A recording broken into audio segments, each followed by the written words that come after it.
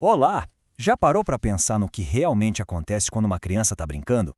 Hoje, a gente vai mergulhar fundo para descobrir por que essa atividade, que parece tão simples, é na verdade um dos pilares mais importantes no desenvolvimento de qualquer pessoa. Para começar essa nossa conversa, vamos deixar essa pergunta no ar.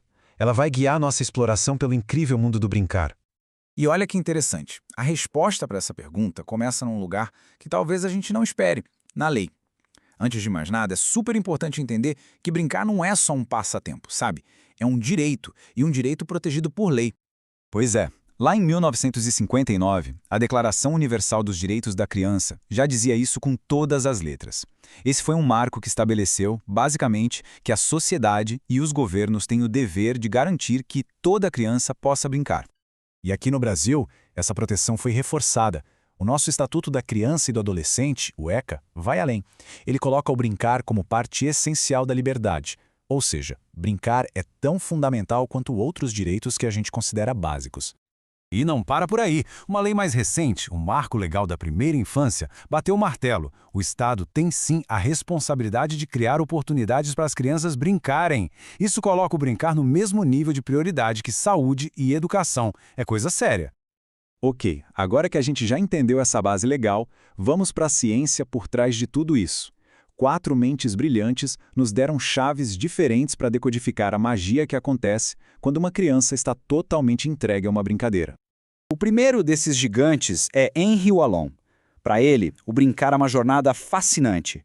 Começa com aquela alegria pura do movimento e, aos pouquinhos, vai se transformando numa atividade cheia de intenção, cheia de propósito.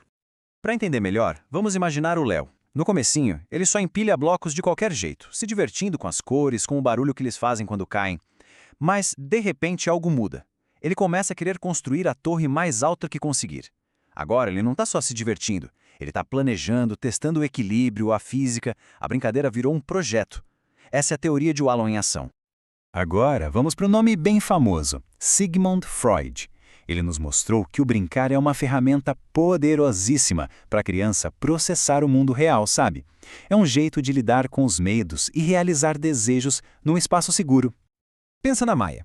Ela foi ao médico e ficou com muito medo da injeção. Chegando em casa, o que ela faz? Monta um consultório com os brinquedos e vira médica. Agora, é ela quem aplica a injeção no ursinho. Naquele momento, ela não é mais a menina assustada. Ela está no controle total da situação. Ao reencenar isso, ela transforma o medo em poder. Ela está dominando a realidade nos termos dela. Jean Piaget já olhava para o brincar de um jeito diferente, com foco total na inteligência. Para ele, o brincar é, literalmente, o motor do desenvolvimento cognitivo. É ali, no jogo, que a criança constrói o conhecimento sobre o mundo, num processo de mão dupla que ele chamou de assimilação e acomodação. Vamos ver como isso funciona na prática. Uma criança acha uma caixa de papelão. Ela já sabe o que é um carro. Então, ela empurra a caixa pelo chão, imitando o barulho do motor. Isso é a assimilação. Ela está usando uma ideia que já tinha para entender aquele objeto novo. Mas, de repente, ela resolve guardar os brinquedos dentro da caixa.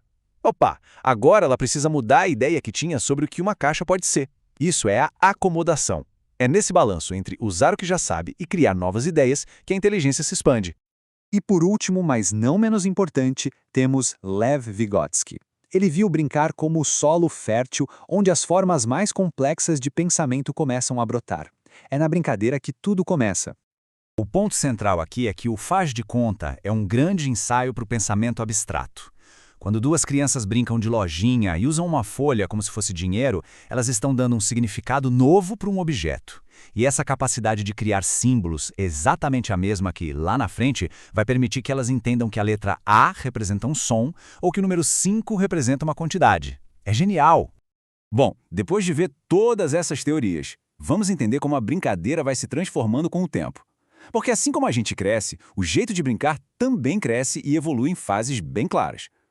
O brincar não é uma coisa só.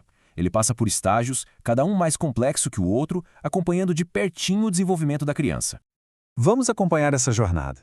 Quando é um bebê, a brincadeira é funcional. É chacoalhar um chocalho para ouvir o som, sentir a textura de um pano, explorar o mundo com os sentidos.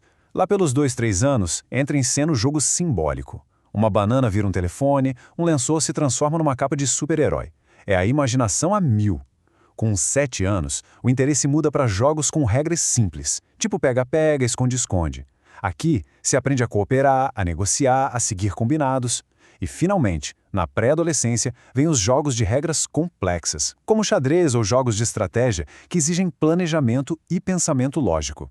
É uma evolução incrível, da pura sensação ao pensamento estratégico.